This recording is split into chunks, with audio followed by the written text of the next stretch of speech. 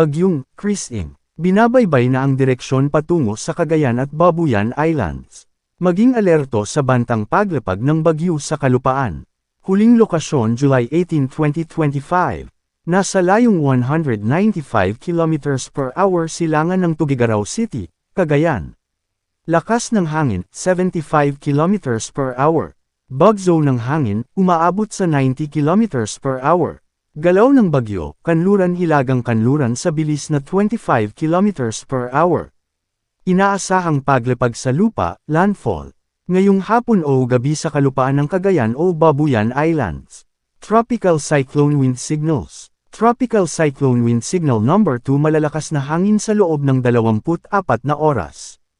Cagayan, Babuyan Islands, Iabela, Batanes, Apayao, Kalinga, Hilagang Abra, Hilagang Ilocos Sur, Ilocos Norte, Silangang Mountain Province, Silangang Ifugao. Tropical Cyclone Wind Signal number 1 malalakas na hangin sa loob ng 36 na oras. Quirino, Nueva Vizcaya, natitirang bahagi ng Mountain Province. Ifugao, Abra, Benguet, Ilocos Sur, La Union. Hilagang Pangasinan, Hilagang Aurora, Northeastern Nueva Ecija, mga uulaning lugar ngayong araw at bukas. Moderate to heavy rains. Cagayan, Isabela, Babuyan Islands, Kalinga, Apayao, Abra, Ilocos Norte, Ilocos Sur, Mountain Province, Ifugao, Batanes, light to moderate rains, with at times heavy. Benguet, Lonayon, Pangasinan, Quirino, Nueva Vizcaya, Aurora, Nueva Ecija, babala sa mga posibleng malawakang pagbaha, pagguho ng lupa, flash flood sa mga ilog at tubigan. Storm surge sa baybayin ng Cagayan, Isabela, Ilocos Norte, Ilocos Sur, at Babuyan Islands, 1.0 hanggang 2.0 metro.